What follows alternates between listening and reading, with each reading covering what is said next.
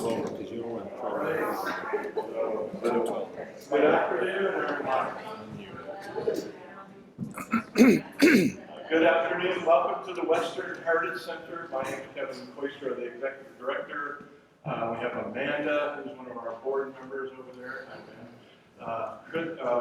Cecilia over there carrying chairs. And I know Danette's out there. I tried the camera. Anyway, welcome to the Western Heritage Center. We're going to get moving here because we're all excited about the photography of Tom Murphy. Many of you, including myself, will probably know Tom from his crazy exploits in Yellowstone National Park during the winter. If you've ever seen the PBS film Yellowstone in winter, aren't you the guy who's like sleeping in the blizzard? Right. Okay. But we also have some of the most incredible photographs we've ever seen of Yellowstone National Park through his work and his efforts and stuff. And he's going to actually, I was concerned because I hadn't heard from him for a while because he was in Africa. Very difficult to get a hold of somebody when they're in Africa. But, and he's going to share some of those images with us today also. So next, we do have a program in 2 weeks, October 20th. Dr. Emily Arndt, who's spoken here before, she's doing a program called Montana Women in Leadership, the story of the National Women's Conference of 1977. I actually took a walk with her for about an hour and a half, and I was mesmerized by this story she was telling me. This National Women's Conference of 1977 is an incredible story. She's been researching it for several months, and so she'll present at noon 2 weeks from now, October 20th. So without further ado, we just grabbed stuff off the internet. We got a whole bunch of things about Tom. Tom Murphy's photography has been featured in magazines, including National Geographic, Life, Audubon, and Time. He was Cameron Diaz's guide in Yellowstone for an MTV project. Is that on your normal bio? And he photographed for Meredith Brokaw's cookbook, Big Sky Cooking. In addition, he donated most of the photography in the Old Faithful Visitor Education Center and the Mammoth Visitor Center in Yellowstone National Park for educational use by the National Park Service. It has many books. We have several of them for sale up here. Beautiful photographic books, which I think are great Christmas gifts, including the calendar, which I already have one.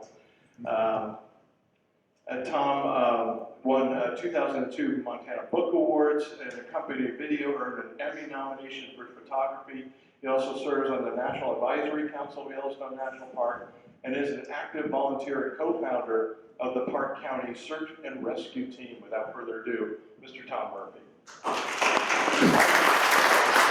Get you some water.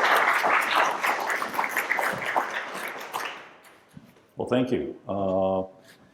I'm sort of best with my visual aids, so I'll talk more as I get going on those. But thank you for coming. Drove down here from Livingston, Montana. Bonnie and I moved there 44 years ago, and we're not leaving because of Yellowstone Park, primarily. So the sort of the core of my work is Yellowstone Park, although I've been to Antarctica 10 times. I just got back from Africa, my 6th trip there.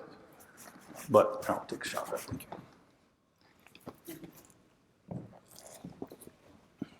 you. So I'll start on my visual aids here. Can you talk a little louder, please? I have to turn the mic up, because You could set up on the table here. Okay. I don't talk very loud. I hang around grizzly bears and coyotes, so I don't talk very loud. So test. Oh, there. Okay. Is that better? Okay. Right. So this is the great gray owl. My caption for this is Tom who? Now the clicker's not working. Want me to move forward? No, I need a clicker if I can. It was working a bit ago. That's Murphy's Law. Is there a switch on this?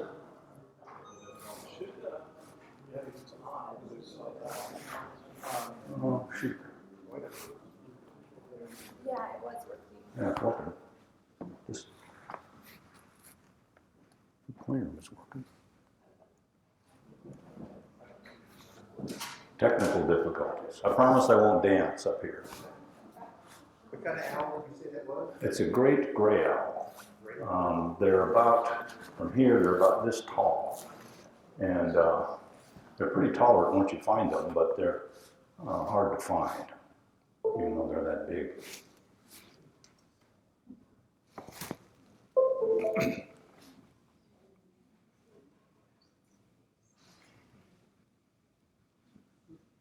Oh, something happened. Okay. Okay. So, screwed up my joke. Tom who? Oh, whoops. Tom Murphy. So this is Forks of the Cheyenne River in western South Dakota. This is part of our ranch. I grew up on a 7,500 acre cattle ranch. The Cheyenne River is right there. Badlands National Park and Wall Drug is right about there. If you ever get a chance to go to Wall Drug, well, I pass it up, by the way. So this is wild country that I grew up in. I had to go find cows on horseback in storms in this kind of country. So that's why I don't like cows or horses very much. This is where we live now. This is Livingston, Montana, north end of the Absaroka Range.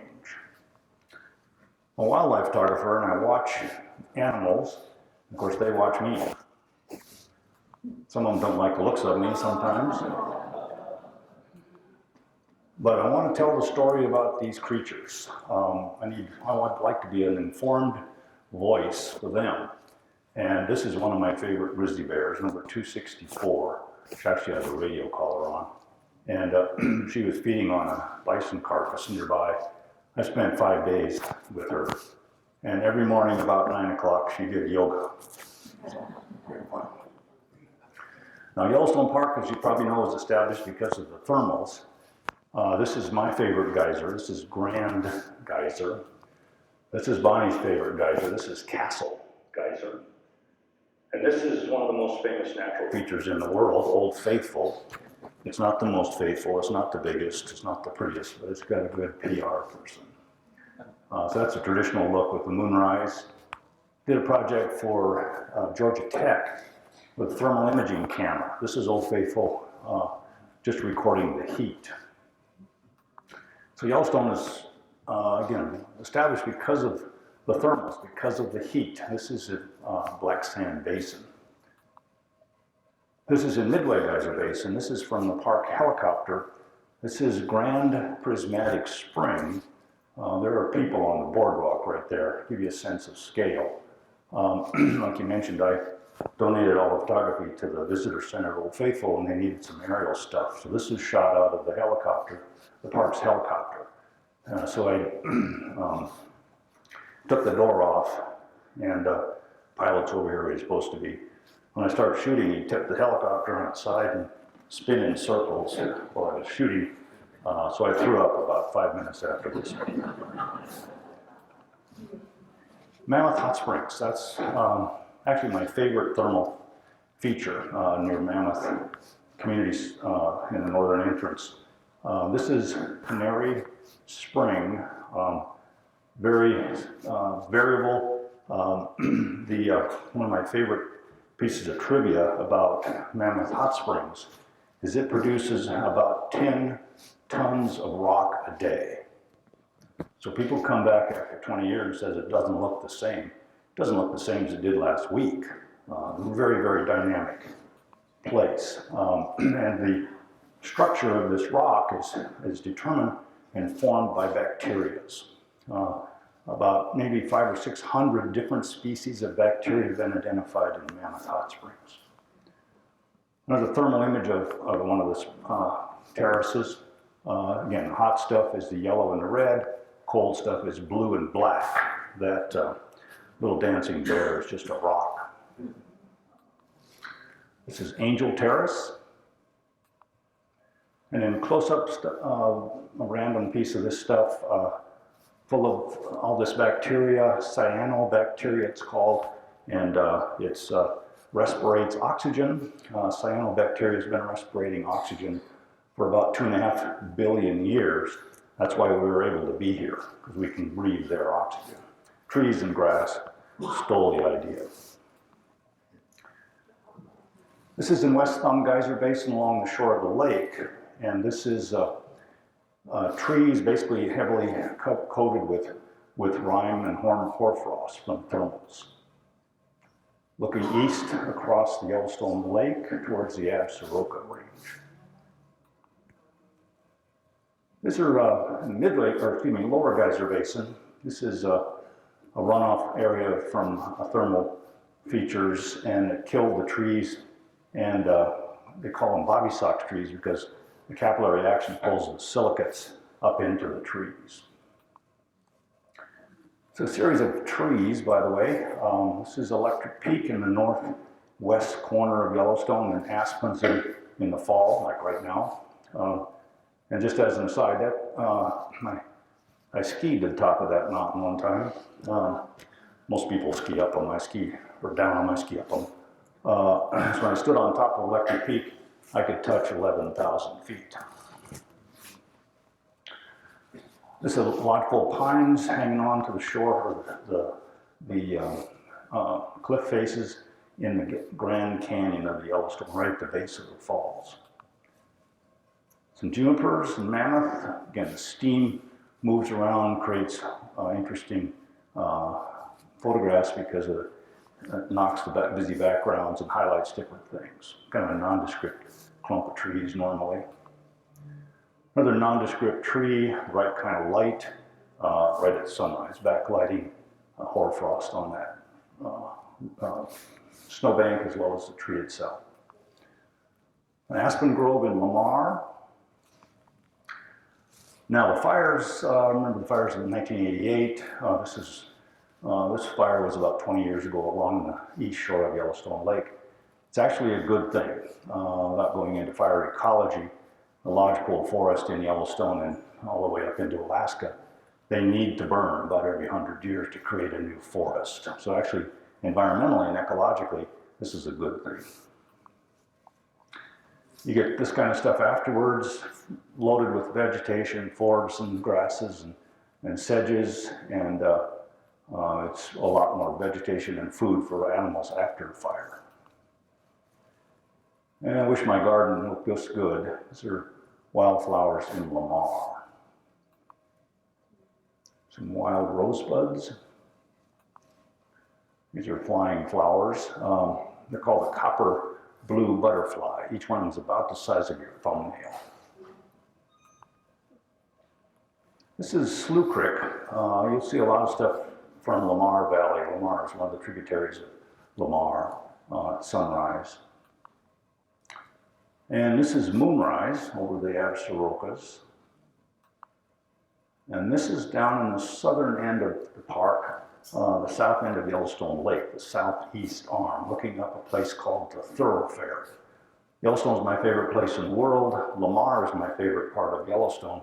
This is my second favorite, partly because it's so remote and isolated. This photograph was made about midnight, and that's the moon up there. And this is a bank of clouds lit internally by a lightning storm. There's a moon set. This is a photograph that I made for a project for National Geographic with Tim Cahill. It was published in their magazine about 15 years ago, I guess. And there's 3 backcountry hikes in Yellowstone, and this is to the very head of the Lamar River.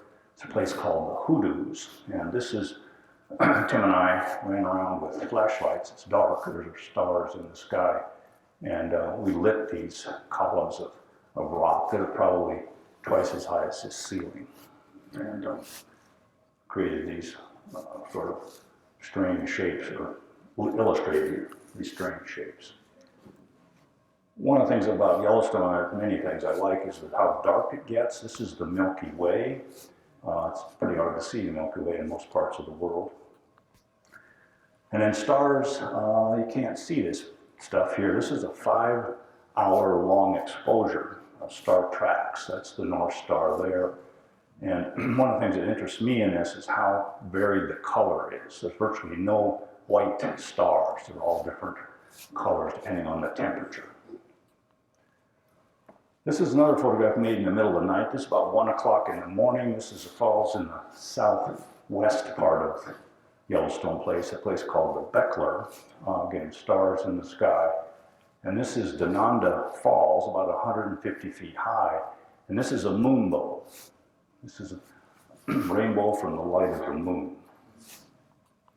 This is a traditional rainbow from the light of the sun. This is Tower Fall.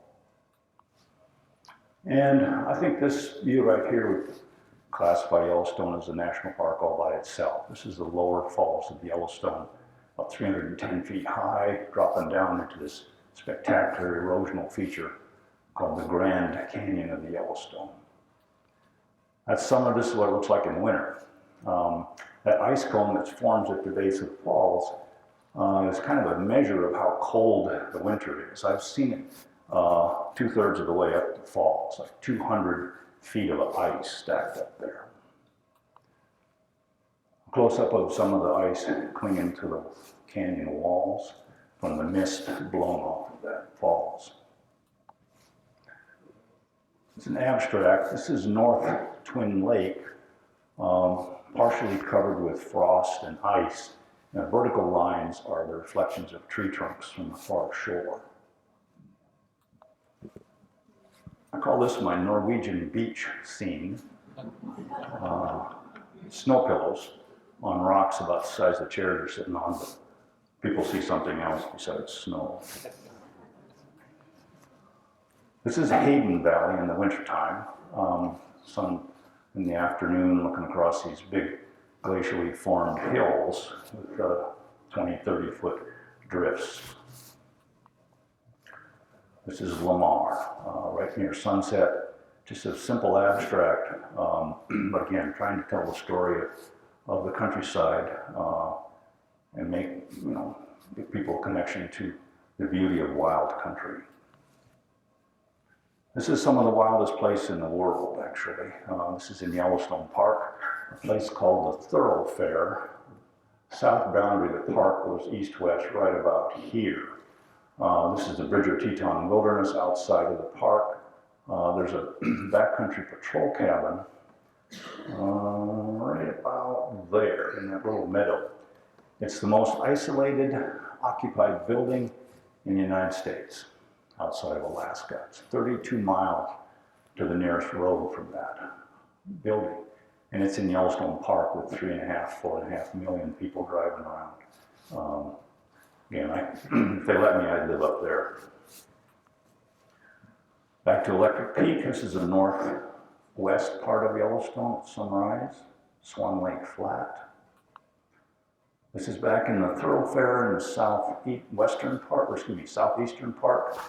That's Coulter Peak right up there on the top of the divide of the Absaroka Range. That's the east boundary of Yellowstone Park. Most of the boundary of Yellowstone Park zigzags along the drainage line at the top of that mountain range. My favorite place, again, Lamar, Lamar Valley. It's one of the things really lacking is a big lake. It's one of the best places for wildlife. If you want to see a wild wolf, this is the best place in the world to find a wild wolf, is Lamar Valley. There's been a number of fairly famous packs over the years. The Druid Pack, if you see National Geographic films and PBS films on the wolves of Yellowstone, most of that footage was the Druid Pack. Part of the Absarokas, again, this is Abiathar Peak and Soda Butte country up towards Cook City. And again, going back to thermals a little bit, this is some steam from Old Faithful and other thermals in the Upper Geyser Basin. I was not a big fan of geysers, actually, to be honest with you, until I saw them in the wintertime. You had steam and ice and frost. It's a magical place. And usually, you're about the only one out there, especially if you go out there like me. When she and I were the only ones out there, it's 30 below zero, and she was basically just waiting for it to warm up. Everybody else was in bed or drinking coffee. But beautiful bison cow. Bison cow with a brand new calf. That little calf was maybe a day or two old, wandering around Mammoth Hot Springs terraces. They're little calves are outrageously cute. It's an unusual photograph here because calves will play with each other quite often, but they almost never play with their moms. And they spent about 10 minutes bashing into each other and having a great time. Another morning photograph in Upper Geyser Basin. It's 38 below zero. These bison were hanging around these thermal areas where there wasn't much snow and frost. It wasn't particularly warm, but it was warmer than laying on snowbanks. So basically they're doing the same thing. That first cow you saw, they were just waiting for it to warm up to 20 below zero. Durable animals. Bison, again, one of my all-time favorites. Struggling through these big snow drifts, powerful snow plows. They endure blizzards. They're just lying there chewing their cuds while the storm is blowing all around them. Now, as a backcountry skier, I would not go where these bison are going. I've been in 3 avalanches. That would probably cause another avalanche. They made it, but I don't know how they got so lucky. There's 30-foot snowbanks hanging up above their heads. But they do hang around the thermals quite a lot in the wintertime. The western part of the park, upper Midway and lower Geyser Basin, most of the Mary Mountain herd moves to that part of the park because they can hang around and get steam baths and lay on that relatively warm ground. Morning fog, breath coming out of these guys, that cow and her large calf. Now they can swim really well. This is a bull swimming across the Yellowstone River. I'm impressed because I grew up on this dryland cattle ranch and I can't swim, so I'm pretty impressed that they can. There's some cows and calves herding ducks. They don't always use the river though. If there's a bridge, they'll cross the bridge. Again, hanging around these thermals. This is right by Castle Geyser. Bull just standing there enduring this winter for a day or so. Now they make their living by pushing the snow in the wintertime, by pushing the snow away from the grass. And it's a lot of work. They lose a lot of weight over the winter, use maybe 20% of their body weight. And so they just stick their face in the snow and push that snow around. The beard, they think, helps brush the snow off the grass. This is a bull elk that's having a tough time. They don't push the snow away with their faces, they use their feet. But this is towards the end of the winter and there wasn't much left to eat, so he's sort of acting like a moose. Big bull elk, morning or about sunrise. Lamar, some elk cows moving down the river valley, and with herd animals, you know, they kind of take turns or rely on the strongest one to make the path in front. And right now, as you've never heard it, it's going on right now. If you ever heard elk bugling, it's a spectacular sound. It's kind of a whistling, brassy sound. It's kind of a symbol of fall for me in Yellowstone, that sound. Bighorn sheep, impressive animals. There's maybe about 300 of those that live in Yellowstone Park. This is a big ram or male. A little trivia thing, there's all these little lines on their horns, but you can count the lines and find out how old they are. This is a growth ring, basically. So he's lost maybe part of that. So there's like 1 year, 2, 3, 4, 5, 6, 7. He's about 8 or 9 years old. And very agile, hopping around on these cliffs, going back and forth. Their security is that cliff face, because almost nothing else can survive up there. Unbelievable though, although remember that most of the mortality from bighorn sheep is from avalanches or falls. They don't always stay up there.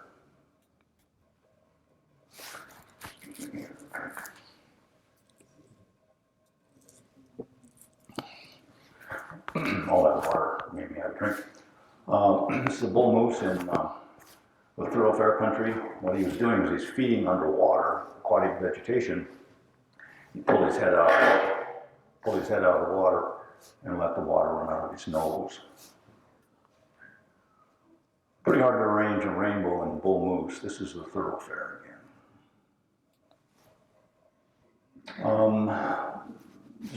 Moose are a member of the deer family, the largest member, and they all shed their antlers. They don't have horns, they have antlers. And bull moose shed their antlers generally December or January, so this is early January. You see the guy, bull up in the top there, has already shed his antlers. And they'll spar year round just to see who's the toughest. Little two-day-old moose calves are probably, because they're so homely as adults, I guess they make up for it by cute babies. Pronghorn antelope, spectacular creature, only exists on this continent. On this guy, this little fawn is probably about a day old, too, very young. Again, rainbows and animals, I always want to look out for them. That's a pronghorn. It's a very relaxed jackrabbit. Normally they're more active than that, but he was really plotzed. So they're not a rodent, they're an animal called a lagomorph, similar to a rodent except they've got extra teeth, mostly the front teeth. This is another lagomorph related to the jackrabbit. It's called a pika, or a rock rabbit sometimes. They live at high elevations. Beartooth Plateau is a good place for them. There's a few of them that live in Yellowstone. There's a family portrait of some Uinta ground squirrels. Now these are rodents. That's mom at the top there, and there are four of them, I guess. This is another rodent called a muskrat, having lunch. Another rodent called a marmot, or a rock chuck. Two little juveniles wrestling. Now remember, I can't swim. This was part of a project I did for National Geographic one time. This is Yellowstone cutthroat trout. And not to be too impressed, the water was only 2 feet deep. So I threw this $20,000 underwater camera that they loaned me for the project in the water, which is kind of hard to do, and then stood back with a 12-foot cable release and watched them. Another group of animals called mustelids. These are pine martens, sometimes referred to as North American sable. They hunt squirrels and chipmunks in heavy timber. This is a mustelid that learned to dig, called a badger. Mustelid that learned to swim well. This is a river otter. It's mom and one of her pups on the ice on the edge of the Lamar. Now these are tracks of a mustelid, an ermine, or a short-tailed weasel. And they're very high, all of these are hyperactive, but this guy is particularly hyperactive, sometimes leaping in the air, zipping around, and very aggressive predators, every one of them. Here's a guy who's got a meadow vole, which is probably half of his weight, and he's jumping in the air carrying that thing.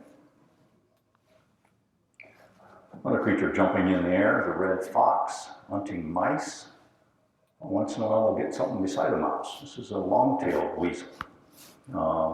Caught this thing out about 1/8 of a mile away from me on the other side of the Yellowstone River, and found a way across the river and brought it to me. And dug a little hole and buried it, came up and sat down right beside me and looked up at me like, "You're not going to eat that, are you?" And then she left it buried there. And then the most famous now of the canids in Yellowstone is the wolf. This is a member of the Wapiti pack in the central part of the park. And about 60% of the wolves in Yellowstone are black. The others are gray. And they're all very spectacular. This is part of the Lamar Canyon pack. Again, you got mixed blacks and grays. They're finding, just as an aside, that the genetics of a black wolf are more resistant to some of the diseases like parvo and distemper. So you're getting more and more members of the wolf packs that are black because they survive these diseases. I wish I had a recording of the wolves. It's just as cool to hear them sing as it is to see them. Now the kills they make provide a lot of food for lots of other things. This is a wolf kill, a bull elk they killed the day before. So you've got quite an array. You've got some red foxes, you've got magpies, ravens, there's a golden eagle, and they're chasing the bald eagle away. And then coyotes come in, worms come in, lots of things eat that thing. So the wolves make a kill, and they'll eat as much as they can. They usually go uphill away from there, and then other things come in. Grizzly bears have now learned to follow wolf packs around and steal from them. Coyotes, smallest, or fox is the smallest of the canines. This is a mid-sized dog, basically. And again, I like more than just showing you what's a coyote, but what do they do? How do they make a living? What's their life like struggling through this ground blizzard? And following a bison trail, actually. And what he's doing is he's keeping a close eye on some wolves that were off to the right. Now, in the wolf reintroduction program, they anticipated that there'd be a lot of coyotes killed. Wolves kill coyotes. They don't kill foxes for some reason. And coyotes kill foxes. There's competitors. And Lamar Valley used to had the highest concentration of coyotes of any place in the world. Now that the wolves are there, there's still plenty of coyotes, but they're not nearly as numerous. And so my theory that the last three creatures on Earth that can tolerate almost anything is a cockroach, a coyote, and Keith Richards. Birds, I love birds. There's a group of animals that are probably my favorite. There's all kinds of behaviors and adaptations to all kinds of environmental conditions and weather. And I've got a book on birds, as a matter of fact, I know over there. So this is a trumpeter swan. There it is, drying out and straightening out the feathers of its wings. They've got an 8-foot wingspan, the largest waterfowl in North America. Spectacular, watch them fly by, sort of like a small airplane. Here's a courtship dance, cackling and trumpeting and dancing around splashing water. This is at sunset in Hayden Valley. A symmetrical presentation, I guess you'd call it, of a young cygnet or a young trumpeter in their first year. These guys would be about 6 months old. Canada geese flying over to Hayden at sunrise. The American white pelican. People are surprised that we have pelicans in this part of the world. Brown pelicans along the coasts are what normally people think of. But they come here, Montana, Wyoming, up into Canada in the summertime nest, and then they go into Oklahoma and Texas in the wintertime. This is a northern harrier, and hunting here, and what he's after is this little pipit, little small passerine bird down in the grass. And he flipped around and nailed that little bird. They're very, very good predators. Smallest falcon is called a kestrel. This is a male bringing in a mouse to feed their chicks in this nest. And it's an old woodpecker nest, actually.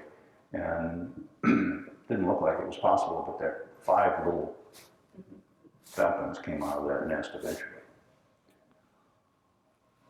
Great gray owl in the very first photograph, same kind of bird. This was photographed in October of '88, after the fires, all this burned stuff.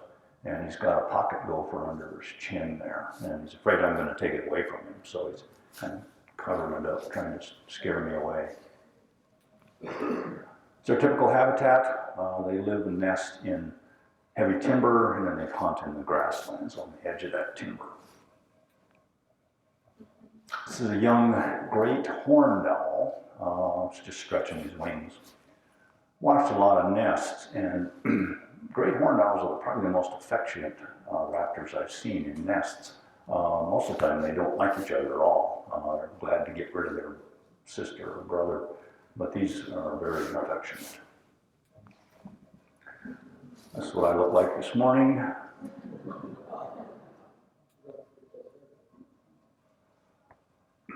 It's calling near its nest. And this is the male coming in with a fish to its nest. Now that's the female. You can tell them that they're side by side. The female's probably about 10 or 15% bigger than the male.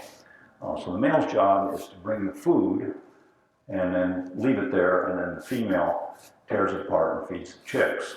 So the good news is they had a fish, and this guy's getting fed, but this one wasn't. He's getting pretty impatient. He kept jerking mom's tail and remind her that she had 2 chicks instead of 1. Another job that the guy has is to keep the nest clean and replenished. So he brings grasses for the floor of the nest and brings sticks. And he brought this stick one time that stuck out in all directions, and he spent about 15 minutes trying to put that down, whacking the kids and moving in all different directions. Finally, threw it over the side and gave up. I photograph animals after they've left tracks. This is out skiing in Lamar Valley and following these little mouse tracks around, and would visit these grass stems and stand on his hind legs and eat the seeds. And he's hopping along, and I followed these tracks that happened, and he went over to here, took a left turn, made 6 jumps, and a bird got him. There's the body of the bird, there's the tail feathers, wings were out this way. When he caught the mouse, wings came together and he flew away with the mouse. This is an old photograph I shot on Kodachrome film. Kodak licensed it for their calendar one year, and unbeknownst to me, they entered it into a contest for the best wildlife photography in calendars in the world. I didn't know anything about it until Roger Torrey Peterson guy called me up and congratulated me. He says, "You won the grand prize." And I said, "In what?" And so he explained what it was, and I said, "Well, that's pretty cool." And then they told me what the prize was, and I said, "Can I give this to somebody else, or can I have a couple $1,000s worth of film, because it was kind of a nice prize?" He said, "No, it's not transferable." It was a photography workshop in Yellowstone Park in the winter. So they gave me a brass medal instead. Another track, this is up above the Lamar Valley. This is a blue grouse, now called what is it called now? Change the name. Dusky grouse, thank you. And it flew in here, skidded on the snow, came to a stop, and then walked all the way back there. I don't know why it didn't just land over there.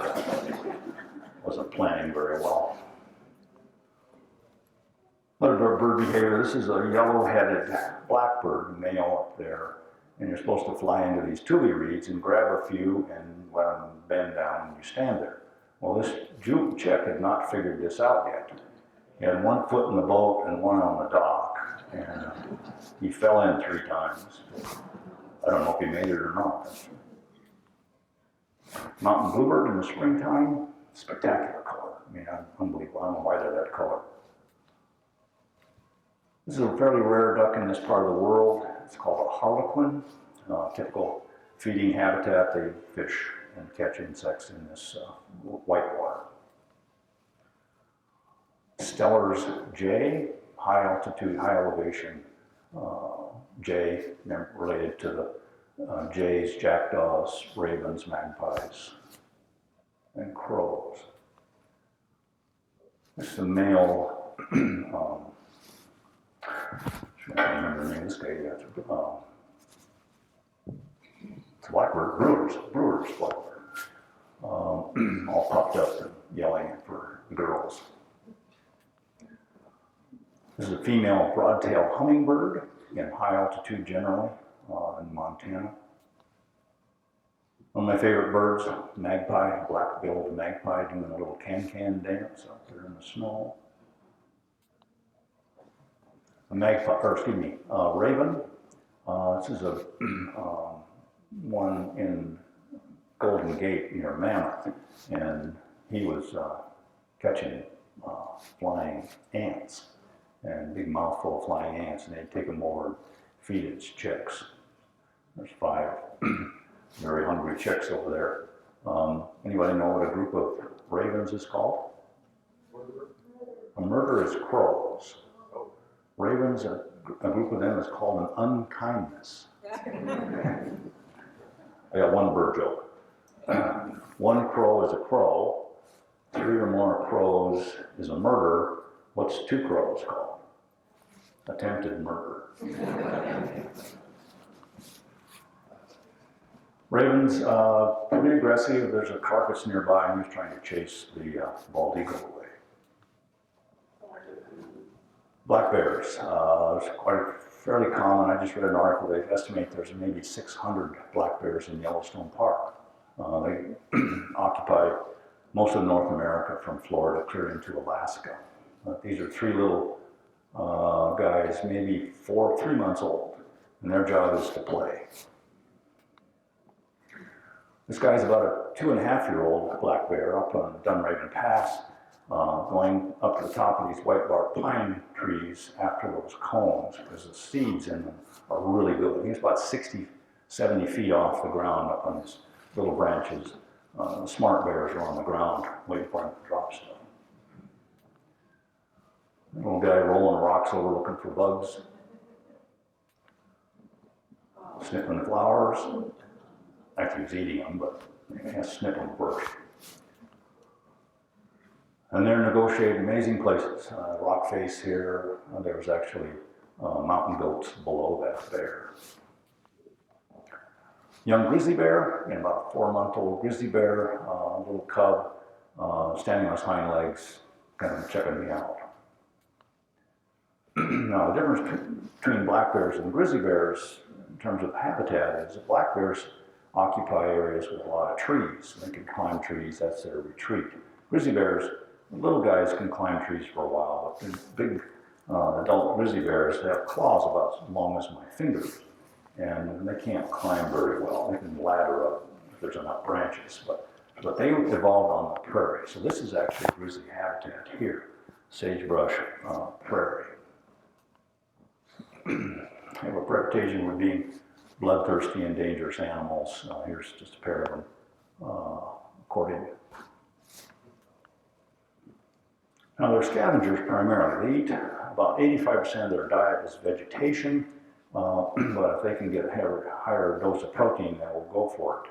This is blacktail ponds near Mammoth, and bison have a tendency to fall into these ponds and drown. They can't get out. So this guy shows up in this place usually mid-March when the ice goes out and scavenges dead bison.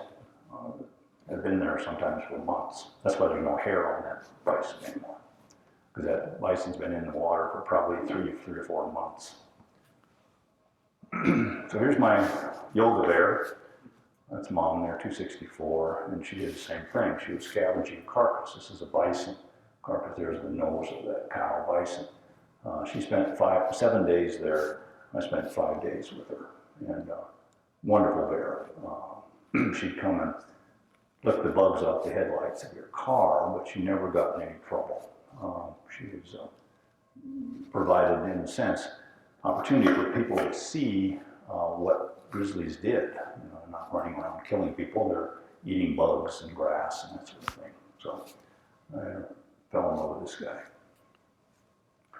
Another scavenging picture. This is an elk carcass left over from what the wolves ate what they could, and watched her come in, and she ate probably half of this elk cow, and her belly was pretty round when she left.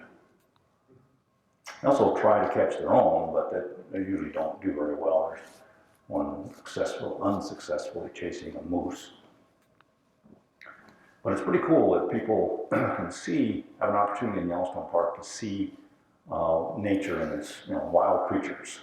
My definition of wild country is a successful habitat for one of all of 3 different species: a grizzly bear, a wolf, and a wolverine. And it's pretty interesting to watch people photograph a grizzly bear with their television sets. But we are a threat to them. This is a grizzly bear in Hayden Valley negotiating traffic. We have an obligation, I believe, to provide them, allow them to have a good place to live, and some of their threats, most of their threats are us. What we're seeing happening now, this is that aftermath of that flood of June this year. This is Gardner Canyon. There's the original Highway 89 dropping off into the river and then going on towards Gardner. Now, lots of causes for this, but one of the biggest problems we're having in maintaining wild country is global warming. So that's a factor in this. They're anticipating these kind of floods are probably going to become fairly common. They call this a 500-year flood. It could be a 10-year flood. But Yellowstone is a great scientific laboratory in a sense. You can learn a lot by studying a cornfield, but you can learn a lot more by studying wild land. And so Yellowstone has about 200 or 300 ongoing research projects on any given year. And they're studying wild country. What can we do? What can we learn from that? You know, whether it's Mammoth Hot Springs or wolf behavior or whatever. And but Yellowstone's a model for pretty much every country in the world. And so you're seeing the same kind of opportunities in other places. Yellowstone's been a park for 150 years. As you know, this is their anniversary, 150th anniversary. And because of that, there's places in places like Africa. Cheetahs are in trouble, except in national parks. Leopards, also in trouble. This is a pair of brothers, lion brothers, and very affectionate. Very rare creature, southern Africa, the African wild dog.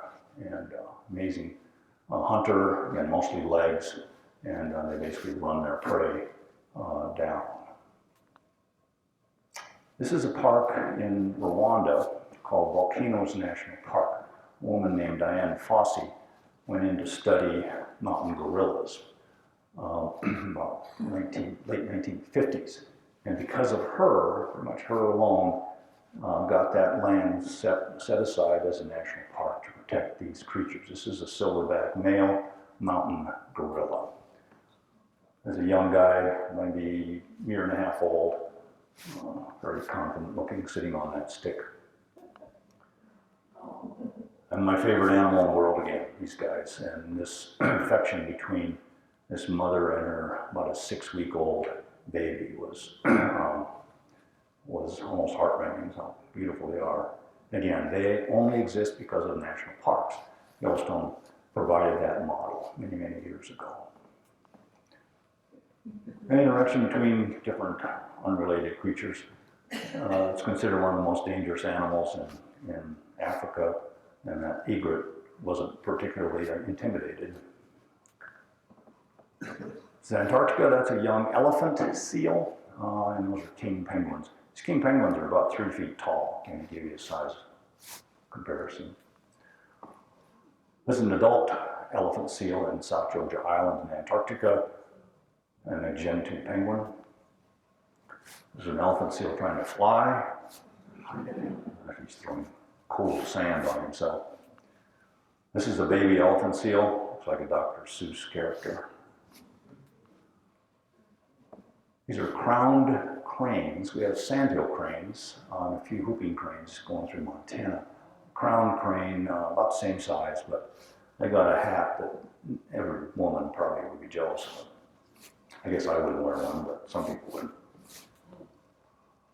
The most colorful bird in Africa, one of them, called a lilac-breasted roller, about the size of a crow. Zebras. Elephants. First time I saw an elephant herd walking across the prairie, I said, wow, that was an amazing thing to see. There used to be elephants on this continent, mammoths and mastodons, and they were twice as big as these guys. This is a whole family. They're matriarchal herds. So you've got, that's probably, just guessing, that's probably mom over here. These are probably her sisters or aunts, and then all the way down to these little guys. And very well protected. It's tough to get a photograph of a baby elephant because the adults are going to protect him all the time. Here's an elephant flinging vegetation around, just playing. I don't know what he was doing, just having a good time. Going north, polar bears. These are mom and two cubs on Hudson's Bay in northern Manitoba, actually. And again, these guys are in trouble. Problem is we can't set aside a national park big enough for them to cover all the Arctic Ocean. So they're struggling. But this little guy was pretty happy here. He was cleaning his chin. Just put his chin on the snow, drop his front feet back and pushing him around looking by his hind legs, sort of like a Zamboni. Juveniles, or young males, basically play fighting it's called, trying to establish who's the toughest at the time while they're waiting for the ice to form. Another resident of the Arctic fox, probably maybe a little more than half the size of a red fox. These are terminally cute. This is a harpent seal, just born. He's maybe a day old, 2 days old, on the ice out east of Canada, out in the Atlantic Ocean. A very grumpy juvenile excuse me. Again, I don't normally talk this much. So.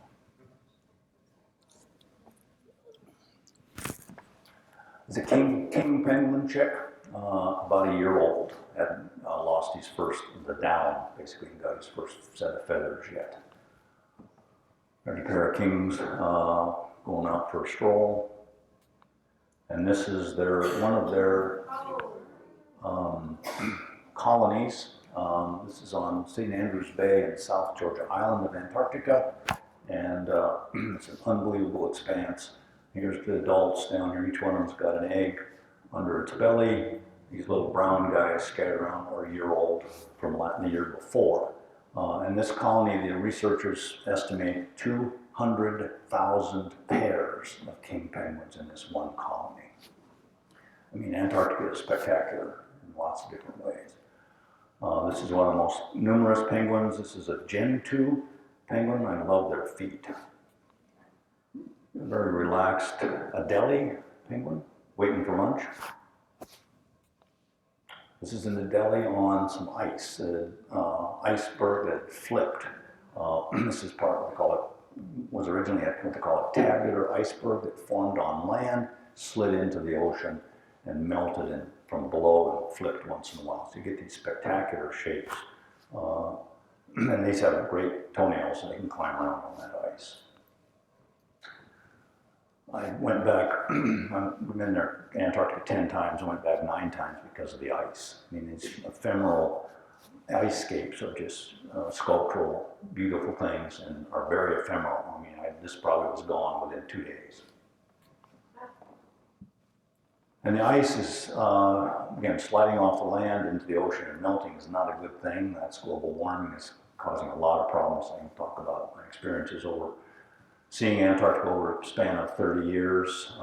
But the ice, again, it's beautiful, but it should stay on land where it belongs.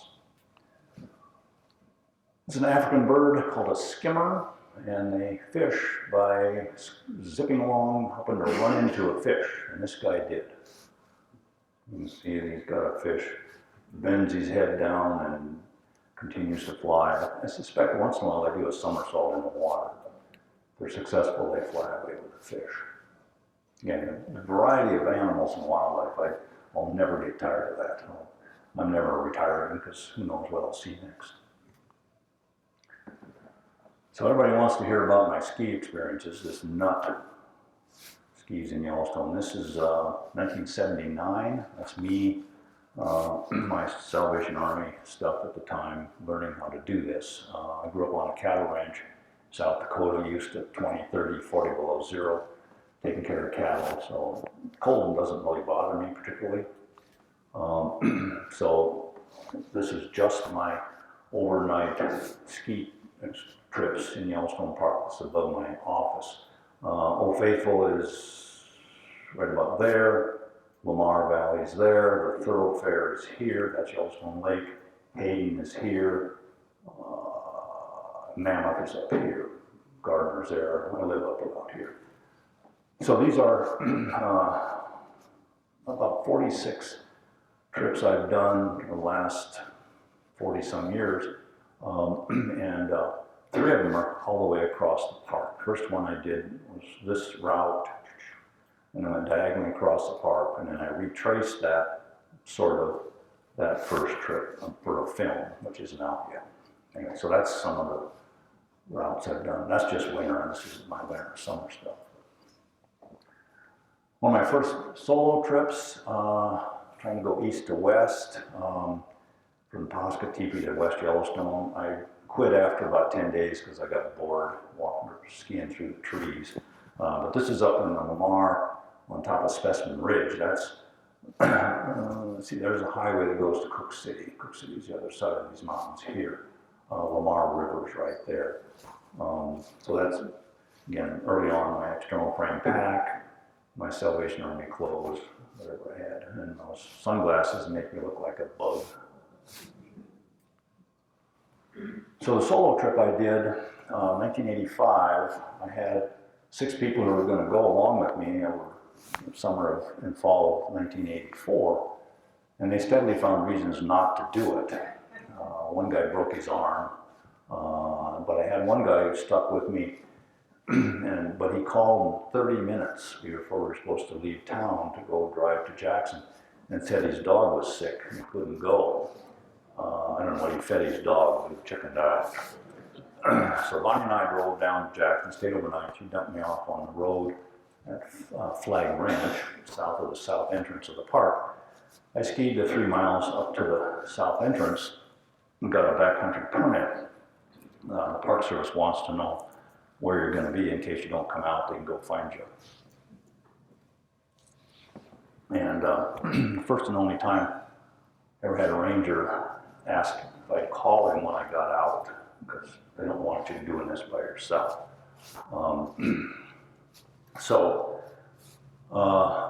My first obstacle, I left the road. Let me go back a second to this. So this is the route. There's the south entrance, and I left the road, which goes that way, went across the south boundary of the park. And my first obstacle is the Snake River, and I knew there was no ice on this because there's a thermal springs up above about 5 miles, and there's no bridge. So I brought a pair of wool socks right there, so I could wear them not for warmth, but for traction on these round, slippery rocks. So it's 5 degrees, 5 above zero, which is still a little chilly, and ski up to the edge of the river and take off my clothes. I'm naked from the waist down, put these socks on, and tie everything on my pack, my skis, my clothes, and use my poles to help balance a little bit and wobbled across the river. And my feet were numb about halfway across because it was really cold. And you can see it snowing. And so I got to the other side and pitched my pack into the snow, stomped out a little place in the snow, and put on my warm, dry clothes. And I laid these socks on the snowbank, and they froze immediately. And got everything together, put my skis on, had tied those socks onto my pack. Took off to warm up, and I made it about from here to the other side of this room, and I found out I was on an island. I hate it when that happens. Because no matter what I do, I gotta go wade that river again. So the second part of the river was here. This was the big part. This is the island right over here. So I had to dip the socks in the river to loosen them up so I could put them back on again. And it was waist deep. This section right about here was about waist deep. And I leave this belt unbuckled in case I fell down. I could get rid of that thing, get out of that river. And so that was my first morning. 14 days, 175 miles for that route. It snowed 12 of the 14 days, so you generally couldn't see more than about 1 or 2 blocks at any one time. It's my first morning that was clear. That's the Tetons. I'd come up Big Game Ridge. This is right on top of Big Game Ridge. Spectacular view from up there, and one of the most wild places in the park. But this is my accommodations. I'm lazy. I don't want to carry any more weight than I have to. My pack weighed 70 pounds when I started, and I got rid of this tent when my partner bailed out. We were going to split the bait. So this is a little tarp, 6 feet square, about as heavy as a napkin. So I find some trees the right distance apart, stomp down the snow, and tie off the strings, and put a third of it on the snow, a third of it as a wall, and a third of it as a roof. So that's a 3-pound down sleeping bag, and a little thermometer I had on my zipper was pretty accurate. It said between 25 and 35 below zero every night. So, working that hard, sleeping in a very, very cold freezer, I lost 18 pounds in 14 days. Ate as much as I could, but you can only eat so much chocolate, so this was, everything had to be, make sure you kept it upright, because the next morning, again, it stormed a lot. You couldn't find your skis if you laid them on the snow without digging around in the snow. So this is one reason that a lot of people don't want to go with me. Most people don't even go on a trip with me once, for some reason. These shoes that I had, ski boots, were just little thin leather boots. And after 3 days, they were soaking wet. So I could squeeze water out of these shoes. And so what do you do with these shoes at night? I wasn't going to bring them in a sleeping bag. So I put them up under here between my sleeping bag and the back wall of that tarp. But I had to make sure that they were spread out and the tongue was up and the laces were really loose, because the next morning they were frozen solid. So I get out, get dressed, put these shoes on. You can't lace them shut because they're frozen open. Put on the skis and ski around for about 10 minutes till my feet thawed out the shoes. Then I'd lace them shut, and my feet are cold. Then I'd ski around till I warmed up my feet. So that's my morning ritual before breakfast. So I don't understand why people don't want to do that. This is from Big Game Ridge, looking north. That's Heart Lake. My destination was up here by Gardner Electric Peak. I didn't want to think about that too much because I was still, just airline miles, I was still 55 miles away.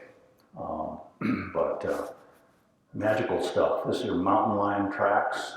She went by my camp before sunrise. I never did see her, but we skied together following her tracks for about the next 5 or 6 miles. It was really cool. The only animals, a few chickadees, a few eagles, a couple coyote tracks. I was pretty much, her and I were the only ones out there.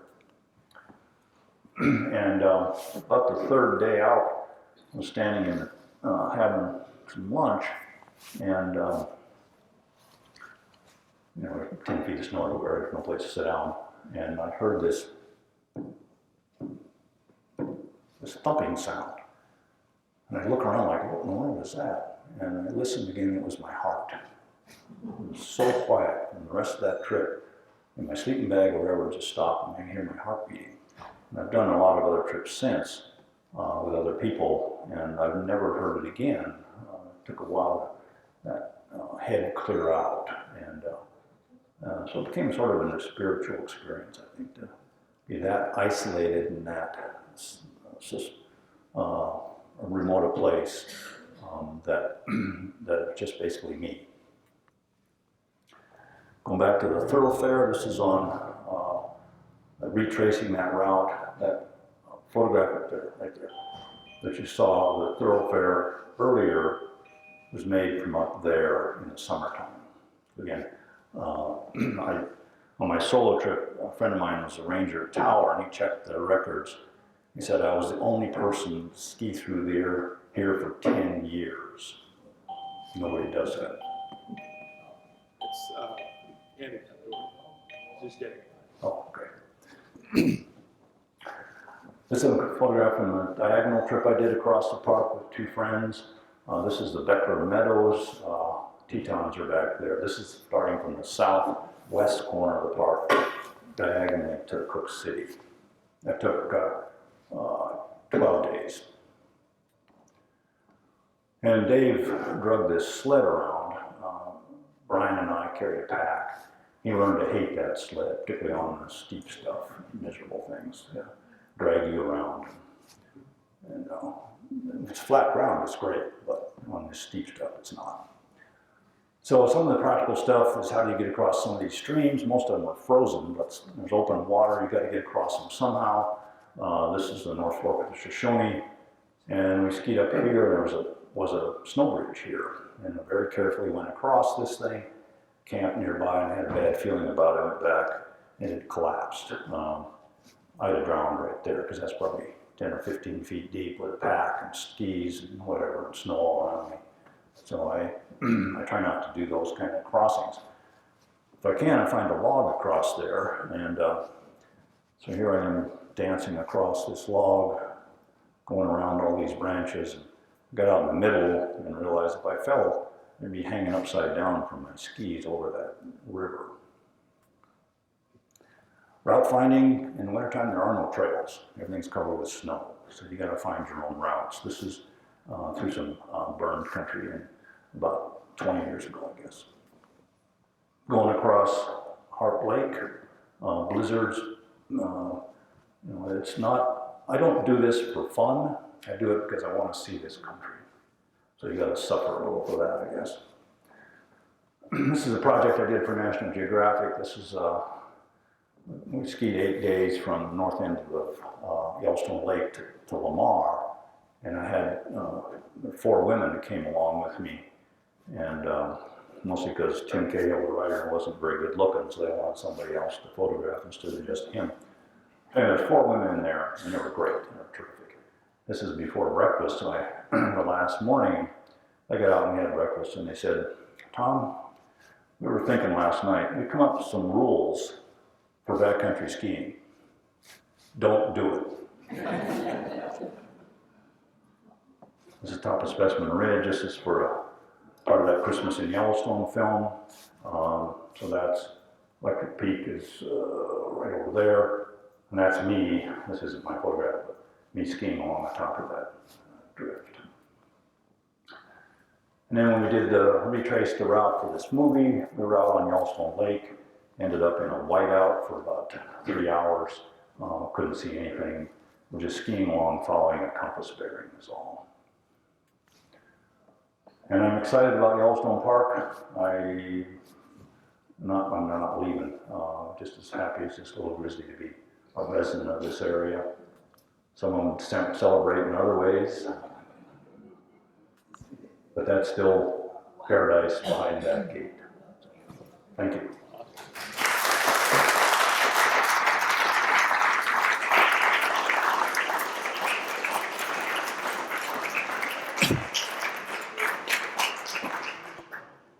So I'm a lousy marketer, but I gotta remind myself there's some books here if you're interested in books.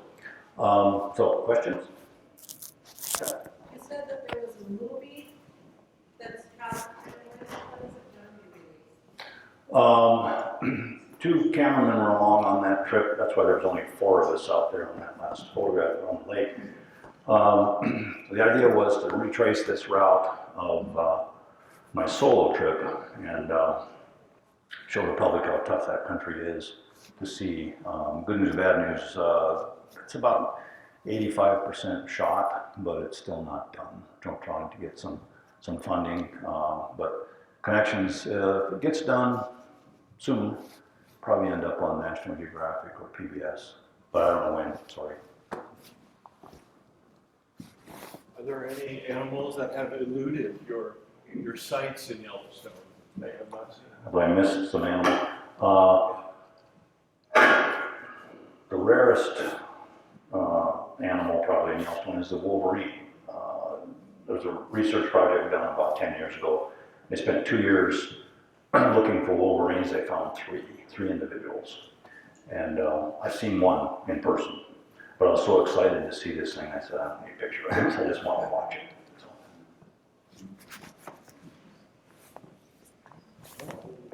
Do you see moose every year that you go in, or do you not see them?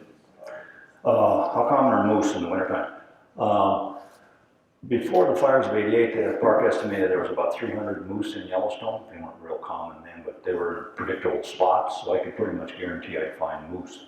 The fires burned a lot of their winter food, so most of them starved to death. So by 1990, they estimated there were 30 moose in Yellowstone. I think there are maybe 100 of them now. They're kind of coming back, again, in predictable spots.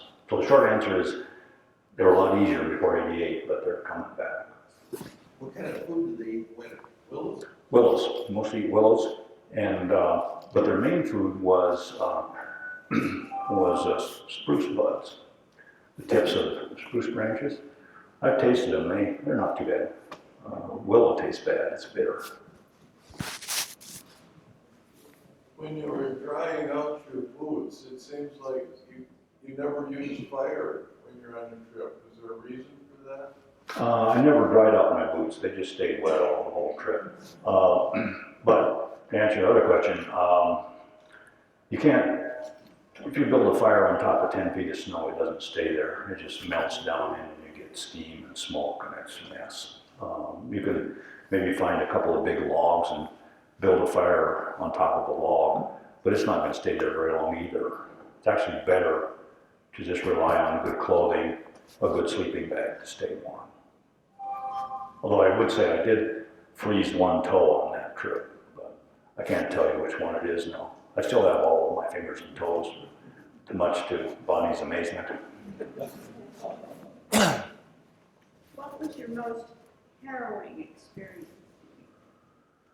When I was 50 years old, I had a full physical, first one in my life. And the doctor looked at me and says, "You know your nose has been broken?" And I said, "No, I didn't know that. I don't know which cow did that. A horse kicked me or whatever." So the most dangerous animal after the human being I've ever encountered is the Hereford cow. But I've been charged 3 times by grizzly bears, twice in Alaska and once in Yellowstone. That's pretty intense. One time got from me to the projector before she turned off and ran away. That was pretty harrowing. I've also been in 3 avalanches. Those are pretty scary. 2 of them by myself. One of them got buried up to about here before it stopped moving. If it kept moving, I'd have died there. So Bonnie and my wife and my mom generally don't want to hear these stories, and we're not going to go until way after they're over. So you just came back from Africa, do you have another trip planned? Yeah, 2024, I'm going to have 2 African trips, one to Kenya and another one back to Botswana and Zambia, where I was just this last August. Probably won't back to Antarctica again, unless I can go someplace really, it's remote already, but someplace I haven't been before. And I chose the wrong parents. I don't have a trust fund, so I can't afford some of these trips very well. Well, Thank you so much.